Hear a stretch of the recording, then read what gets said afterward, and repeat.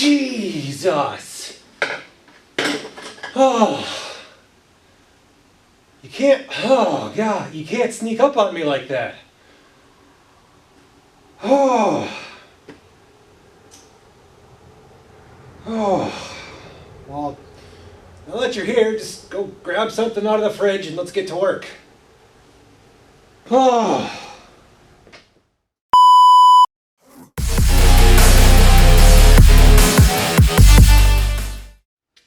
Well, now that my heart rate's back down to where it should be, let me tell you about what we're going to be doing today. It's pretty simple, really. Just want to get this Summit back into rideable condition. We're at the very least going to have to replace some A-arms, at least one shock, new skis, probably going to end up throwing a nun brace kit in it, and then whatever else we find along the way. But before we can get started on that, we have to go rip some parts off that little beaver tail over there.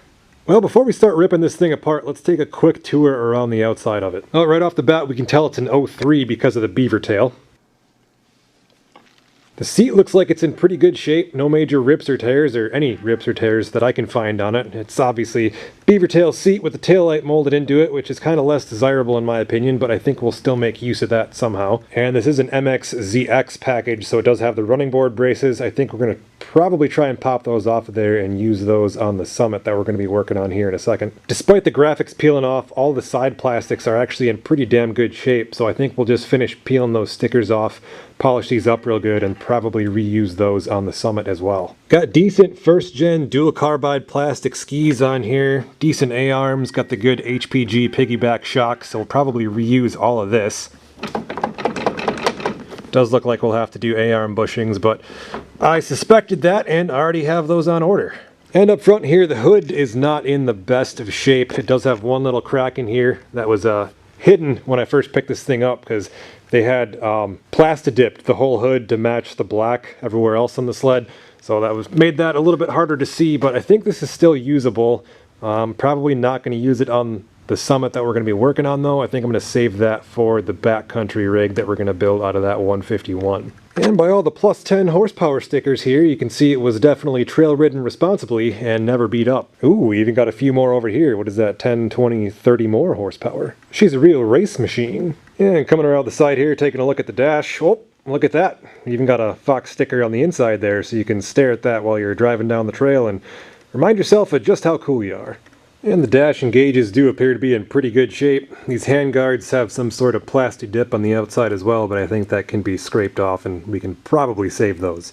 Good bars, good controls, good plastics everywhere else. I think we'll probably be able to save quite a bit off of this. Now, the marketplace ad said this thing had a locked up engine, but the lie detector test determined that to be a lie. So, it does feel like it's got compression in one side, but the other one sounds a little clunky. So she may just need a top end. So we're going to take a look at trying to save that engine too. Maybe we'll pop that in one of the other sleds here if it's got some life left in it.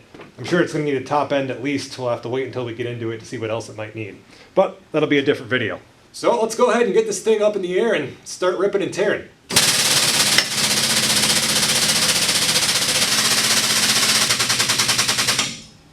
Well, I guess we might as well start by stripping plastics.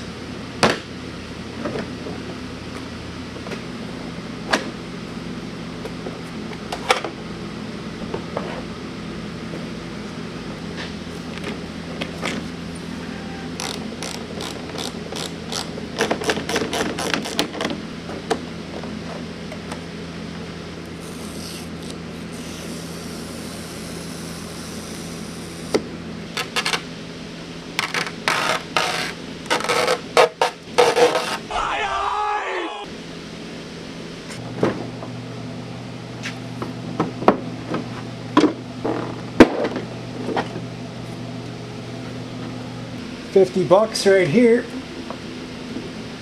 pure profit.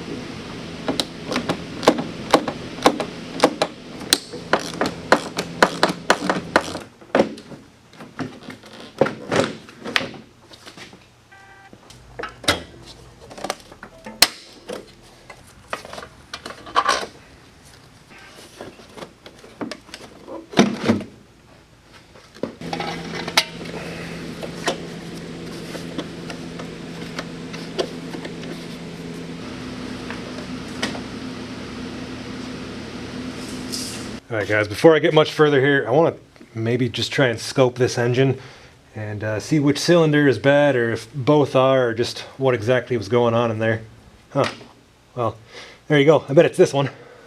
Little chunk of what looks like piston there on the edge of that spark plug, so I'm guessing that's the bad cylinder. Or who knows, maybe they're both bad. Pulling it over though, one sounded like it had compression, although if there's... Yeah, this one's looking pretty good. Well, it doesn't look too great either. It looks like it was running a little bit hot, but if there's chunks of metal in there, that might have to be, I mean, it might only need a top end, but still take apart the entire engine to clean out the crankcase just in case anything got down in there, and, you know, inspect the crank and bearings and everything else. So, but just for funsies, let's see how bad it is. Well, I don't know how well you guys can see that, but that cylinder wall doesn't really look all that bad. Looks like there might be a little bit of scoring right in that region there. But the piston looks like it's got little chunks of metal on top of it. At least I think that's what that is. That looks like a big chunk of material right there. But on the scope, at least, that cylinder wall doesn't look terrible. I've definitely seen worse. Might be able to clean that up with a Scotch-Brite, throw a piston in it, and be good to go. Let's try and check out the other side real quick, though. And this side's not really looking too good either. It looks pretty chewed up right there by that port, and the top of the piston looks pretty nasty as well. I mean, there's some carbon buildup there, but then over towards this side here, it looks like the piston's actually a little bit melted or chewed up. So might be bad on both sides, or there could be something deeper going on there. This scope isn't not really giving me the best view here, but yeah, we'll just have to rip it apart and see what she looks like. Back to disassembly. Let's focus on getting the shocks out of here.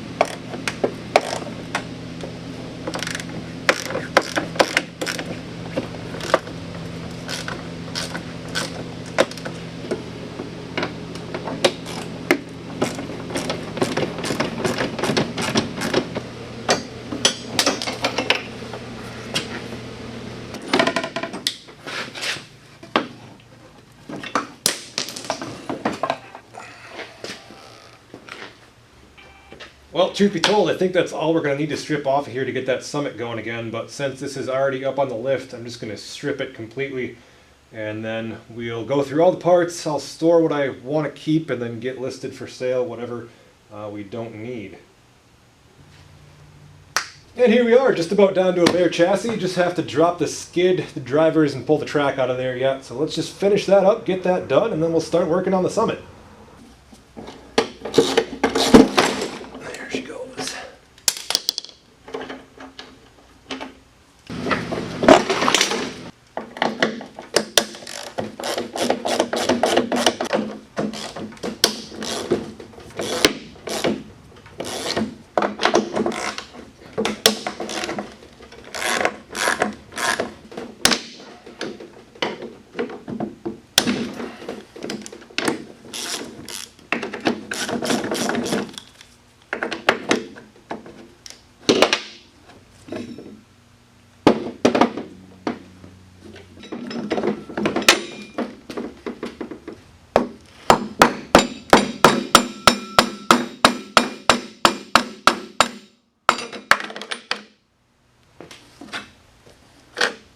Okay, there we are.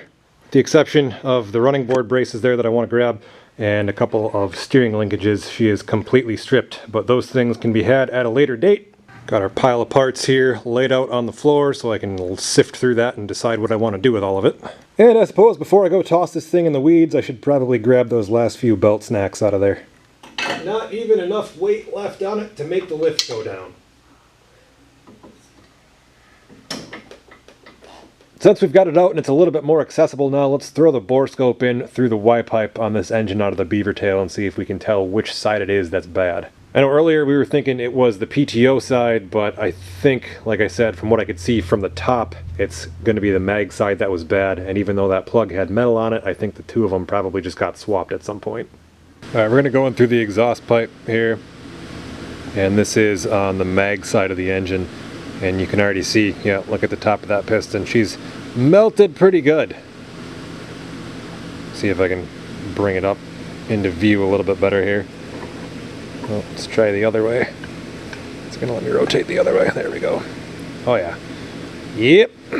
There's your problem. Yeah, it's hard to, there we go.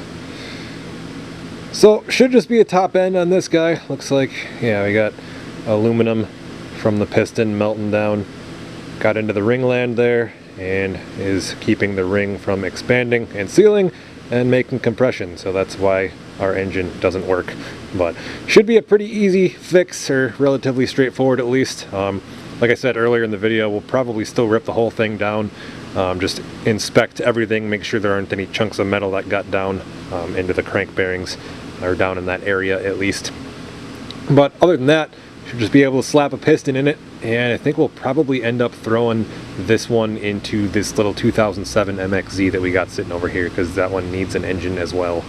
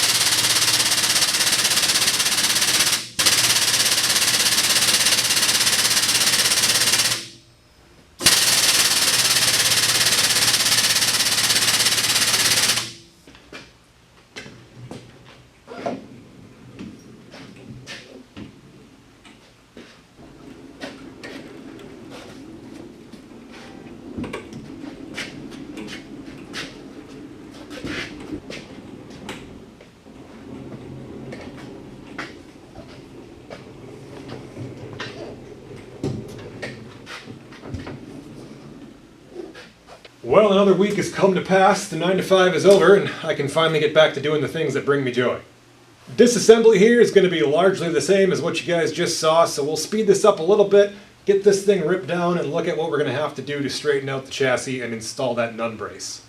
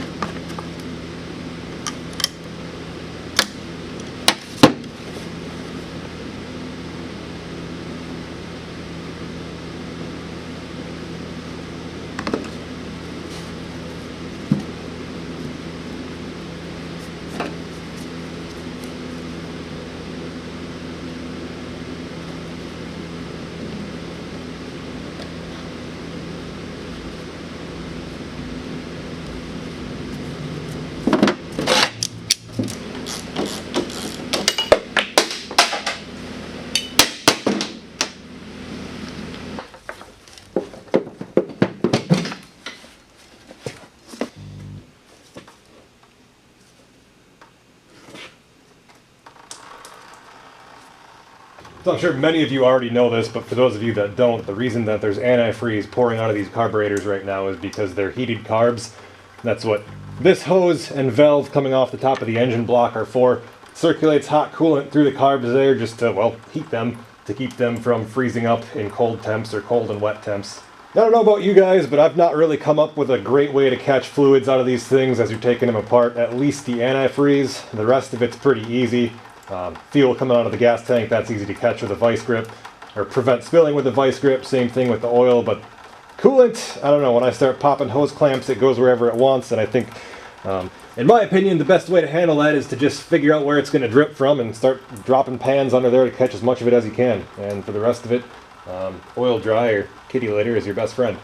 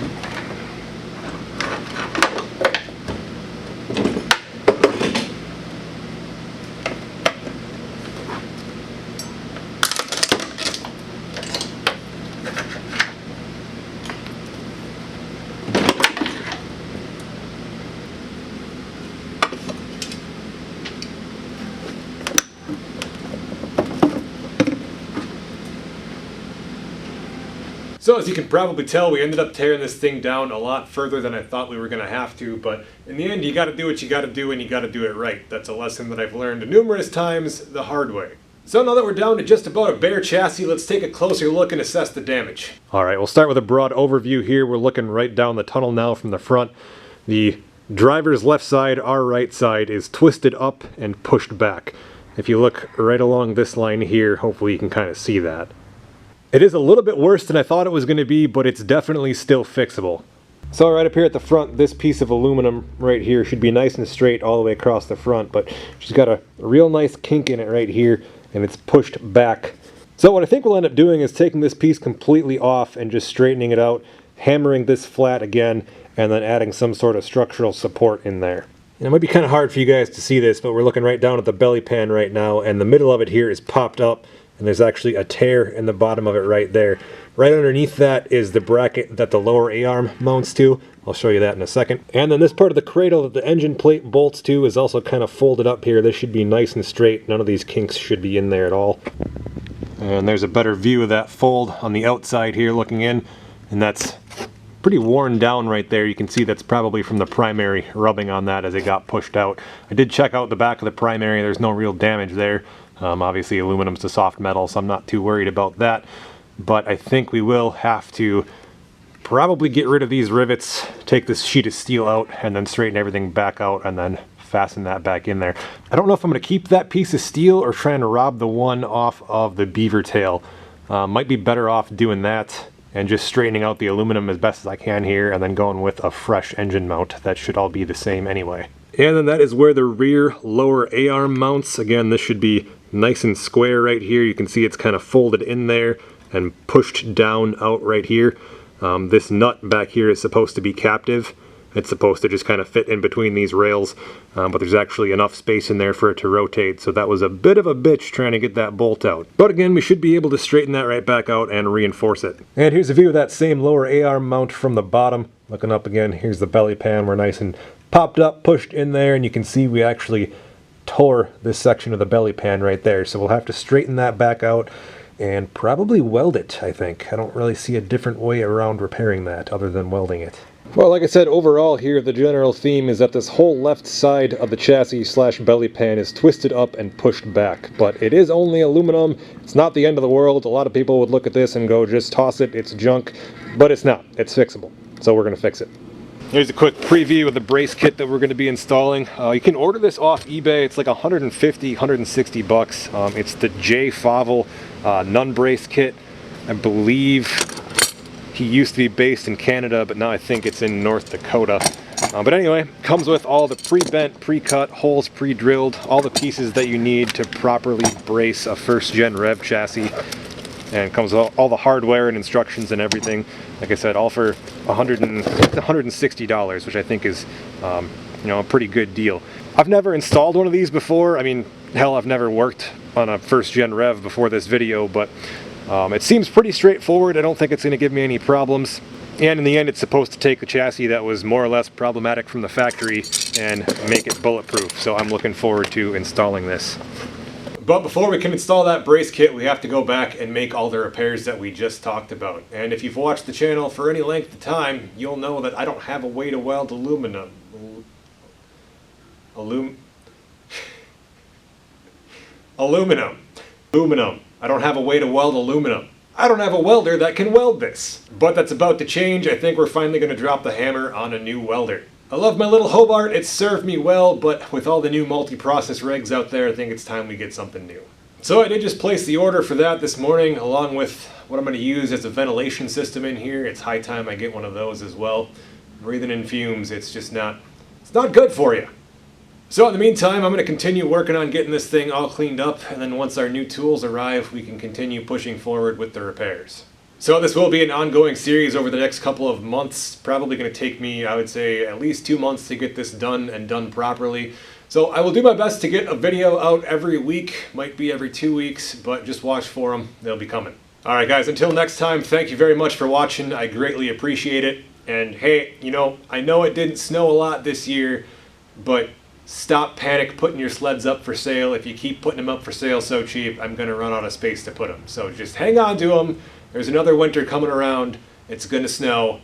Everybody relax. All right, boys. Have a good one, and we'll see you next time. I got to get to scrubbing.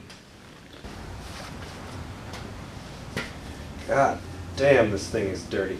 Spend a year in a cedar swamp? Well, yeah, it came from the UP. Of course it spent a year in a cedar swamp.